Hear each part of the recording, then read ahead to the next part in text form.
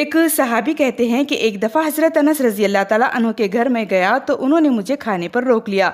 जब मैं खाना खा रहा था तो उन्होंने अपने बांदी से कहा कि तौलिया लाओ। जब वो तौलिया लाई तो देखा कि वो मैला कचेला था। हज़रत अनस रज़ी अल्लाह ताला अन्हु ने उसको गुस्से की नज़रों से देखा और कहा कि जाओ उसे साफ कर लाओ। वो बांदी भाग कर गई और जलते हुए तनूर के अंदर तौलिए को फेंक दिया।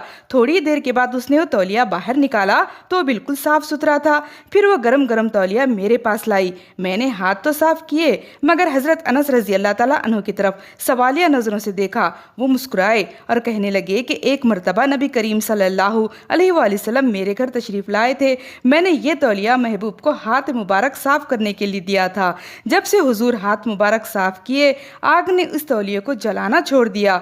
जब ये तौलिया मैला हो जाता है तो हम इसी तरह तंदूर में डाल देते हैं। आग मैल कचेल को खा लेती है और हम साफ़ सुथरा तौलिए को बाहर निकाल लेते हैं।